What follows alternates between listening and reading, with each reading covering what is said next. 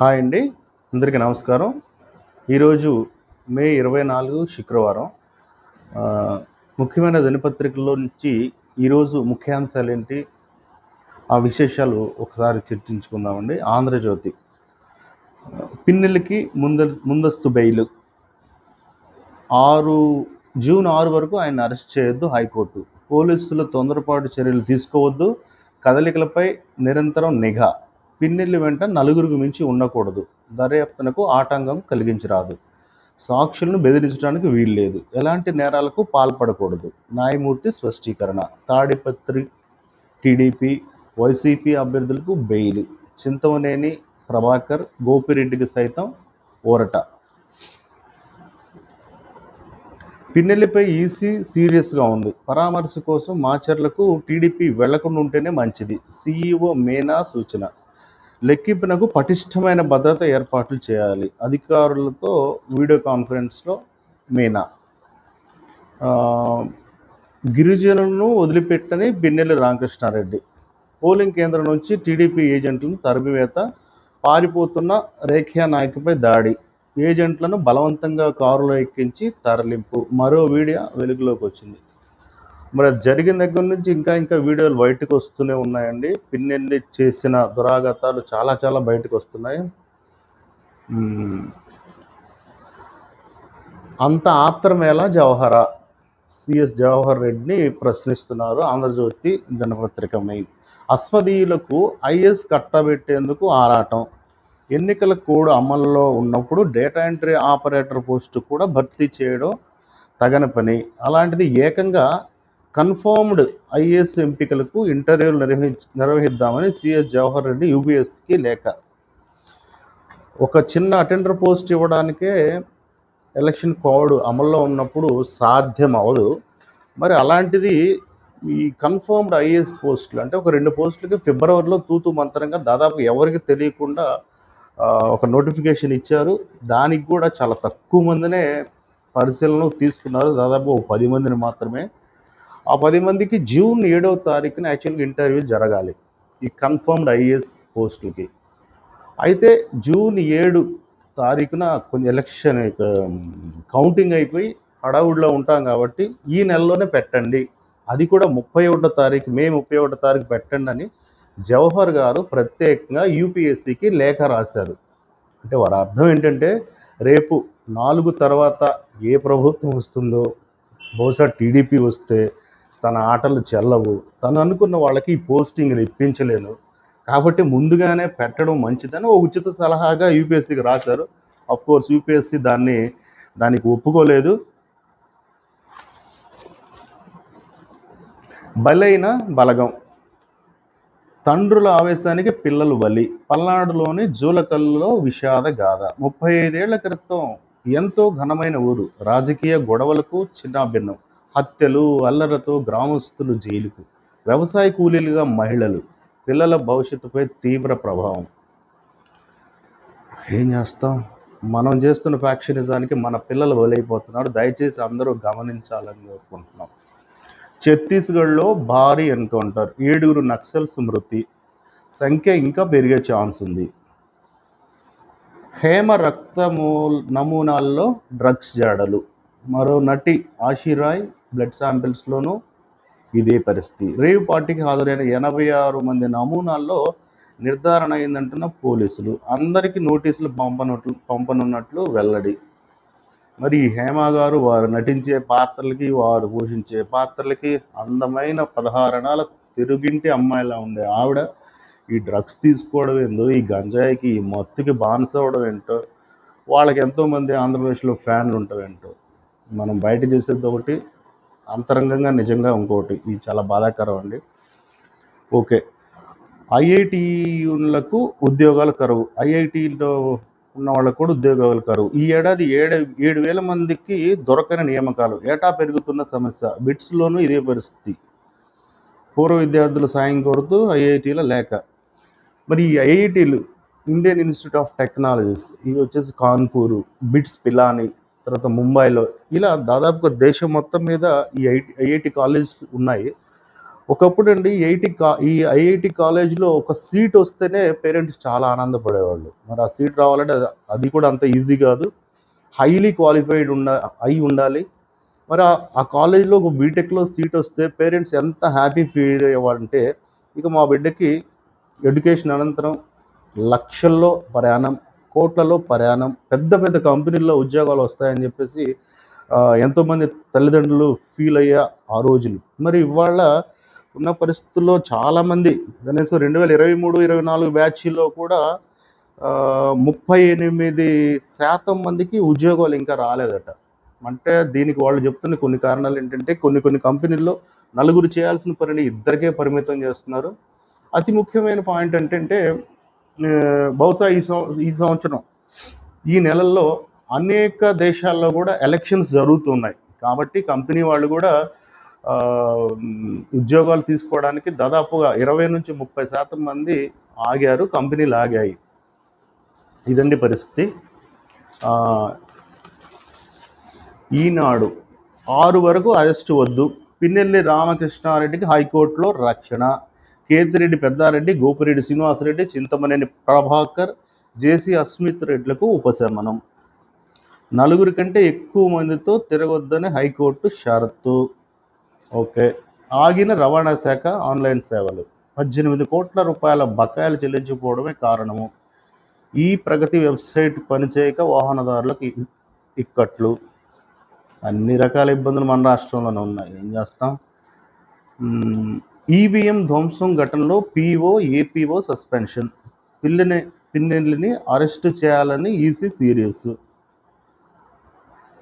ఆటవిక పాలనలో అరాచకాలు ఎన్నెన్నో, పోలింగ్ రోజు అకృత్యాలపై వీడియోలు వెలుగులోకి, పిన్నెల్లి వీడియో బయటకు రావడంతో అలాంటి ఘటనలు మరిన్ని బహిర్గతం అవుతున్నాయి.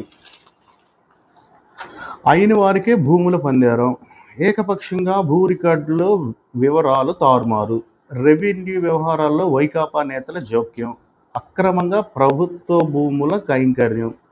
ఈ దౌర్భాగ్యం చూడండి, ఈ రాష్ట్రంలో ఎక్కడైతే గవర్నమెంట్ భూములు, గవర్నమెంట్ స్థలాలు ఉన్నాయో వాటన్నిటికీ వైసీపీ పార్టీ వాళ్ళు డీకే పట్టాలు పుట్టించి వారి సొంత వాళ్ళకి అప్పనంగా ఇచ్చేస్తున్నారు. ఇది గత కొన్ని సంవత్సరాలుగా జరుగుతూనే ఉంది. అయితే ఈ మధ్యకాలంలో కొంతమంది హైకోర్టుకు కూడా వెళ్ళారు. వాళ్ళ సొంత భూమి వాళ్ళు కొనుక్కున్న భూమిని కూడా అది గవర్నమెంట్ భూమి కింద క్రియేట్ చేస్తున్నారు. ఎంత దారుణం. వీళ్ళు వెళ్ళి పోరాడుతున్నారు, రాసి నా సొంత భూమి, మా పత్రాలు మేము కోర్టుకు సమర్పిస్తున్నారు. మరి ఇక్కడ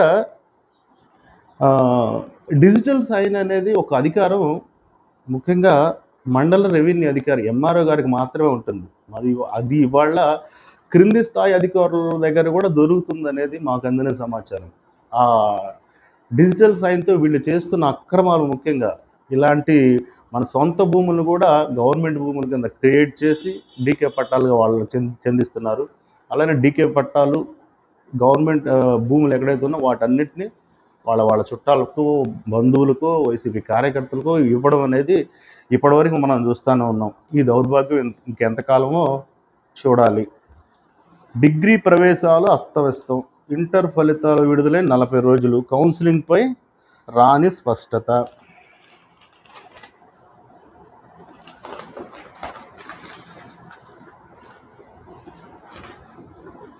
పోలీసుల చేతకానితనంతో పిన్నెల్లి పరారు, మాజీ మంత్రి పత్తిపాటి పుల్లారావు.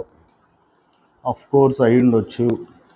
పోలీసుల తీరు సిగ్గుచేటు, మాజీ ఎమ్మెల్యే జీవి ఆంజనేయులు.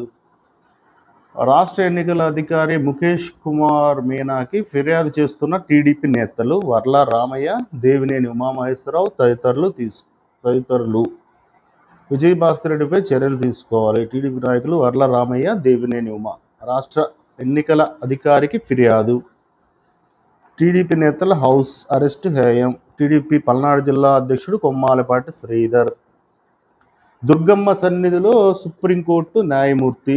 మంగళగిరి లక్ష్మీ నరసింహస్వామి ఆలయంలో పానకం తాగుతున్న న్యాయమూర్తి రవికుమార్. వెరీ గుడ్, మంచిగా ఫోటో వేసి మరి పెట్టారు. మోదుగుల ఆదిలక్ష్మికి ఘన నివాళి. మాజీ నరసరావుపేట ఎంపీ గారైన మోదుగుల వేణుగోపాల్ రెడ్డి గారైన తల్లి గారు.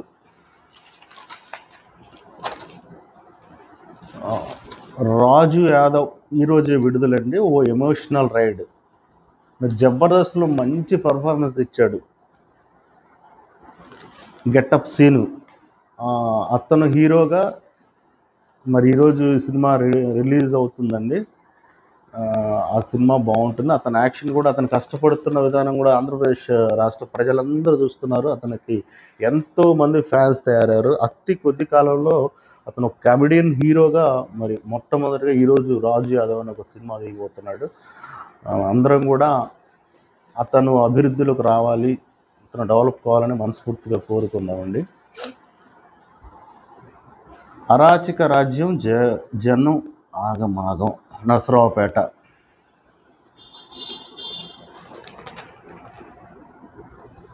బిక్కుమంటున్న పాల్వాయి గేటు. పోలింగ్ రోజున జరిగిన ఘటనలో గ్రామం విడిచిన పురుషులు.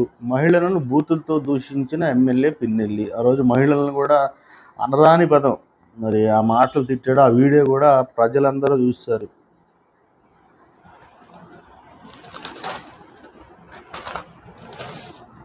ఆటవిక పాలనలో అరాచకాలు ఎన్నో.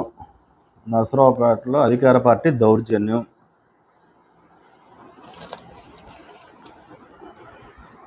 అమ్మయ్య అనుకున్న పోలీసులు. ప్రస్తుతానికి పిన్నెల్లిని అరెస్టు చేయనక్కర్లేదని ఊరట. 10 రోజులుగా ఆయన్ని అరెస్టు చేయకుండా హైడ్రామా. ఇప్పటికీ పరారీలోనే పిన్నెల్లి. పోలీసులు నిజంగా అరెస్ట్ చేయలేకపోయారా? ఇది ఒక ప్రశ్నార్థం. నిజంగా అరెస్ట్ చేయలేకపోయారా? నరసరావుపేటలో మరోసారి సిట్ దర్యాప్తు.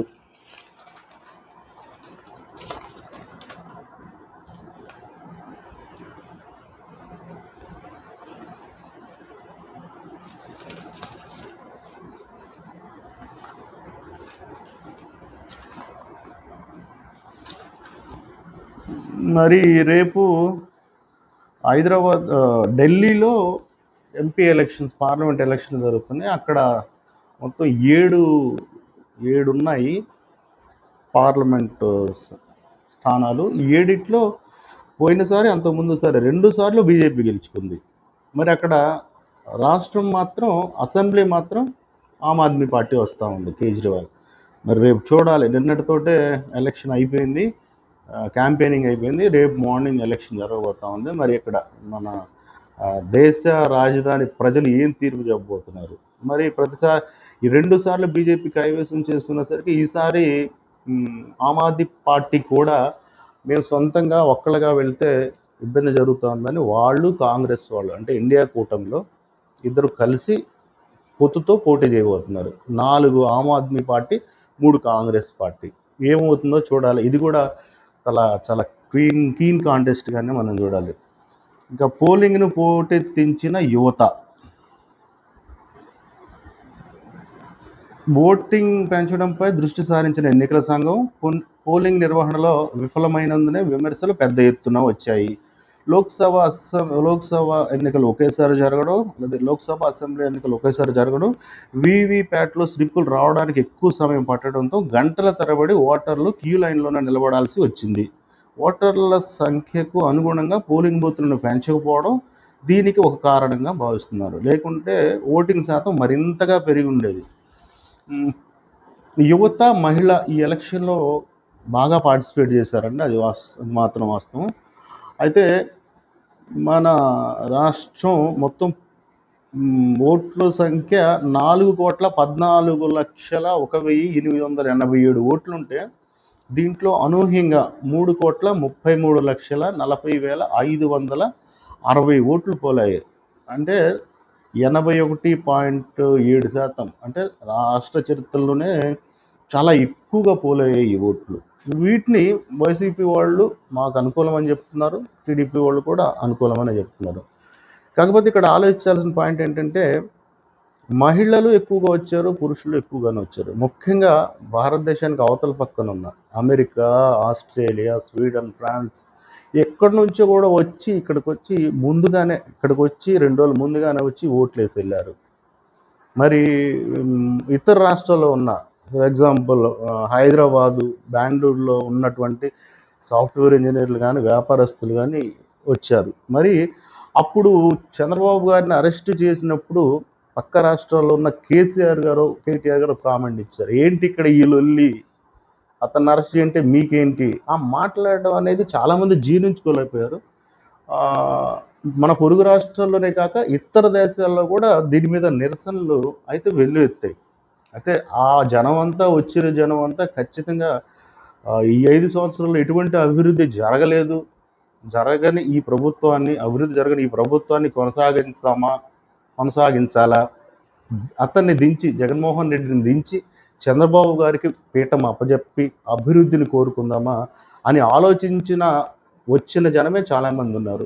ఎంతోమంది మరి అప్పటి నుంచే గత 5-6 నెలల నుంచే ఫారెన్లో ఉన్నవాళ్ళు, అబ్రాడ్లో ఉన్నవారు వాళ్ళు ఎలక్షన్ డేట్కి అనుకూలంగా వాళ్ళు సెలవులు పెట్టుకొని దానికి సంబంధించి రావడానికి అయ్యే ఖర్చులు కానీ అన్నీ పెట్టుకొని 5 సంవత్సరాలు ఆంధ్రప్రదేశ్ నష్టపోయింది చాలు, ఇక్కడ ప్రభుత్వం మారాలి, అభివృద్ధి చెందాలి, నా ఆంధ్రప్రదేశ్ అభివృద్ధి చెందాలి, నా పుట్టినూరు అభివృద్ధి చెందాలంటే మళ్ళా చంద్రబాబు గారే రావాలి అన్న దానికోసం వాళ్ళు అక్కడి నుంచి ఇక్కడికి వచ్చి ఓటేసి వెళ్ళిపోయారు అనేది మాత్రం క్లియర్గా అర్థమవుతా ఉంది. ఇకపోతే ఆఖరిగా ఈరోజు స్పోర్ట్స్ అంశానికి వస్తానండి. ఈరోజు Sunrisers Hyderabad and Rajasthan Royals qualifier 2 మ్యాచ్లో ఆడబోతున్నారు సాయంత్రం 7:30 గంటలకు. ఎవరైతే గెలుస్తారో వాళ్ళు నేరుగా రేపు 26వ తారీఖున జరిగే ఫైనల్లో కోల్కతా నైట్ రైడర్స్తో ఆడతారు. మరి సన్ రైజ్ హైదరాబాద్ అంటే దాదాపుగా మనం ఆంధ్రప్రదేశ్ వాళ్ళం కాబట్టి మన టీంని మనం ఇష్టపడతాం. అయితే అనూహ్యంగా అన్ని గేమ్లు బాగా ఆడుతూ వస్తుంది. క్వాలిఫైర్ 1లో అనుకోకుండా ఓడిపోయింది. చాలా ఫామ్లో ఉన్నారు మన వాళ్ళు. సో ఇవాళ మ్యాచ్లో ఎవరి పర్ఫార్మెన్స్ బాగుంటే వాళ్ళే గెలవాలి, అదే కోరుకుందాం. కానీ ఎక్కడో దగ్గర చిన్న ఆశ, మన హైదరాబాద్ గెలవాలని. ఓకేనండి, wish you all the best మన ప్లేయర్స్కి అందరికీ. ధన్యవాదాలు.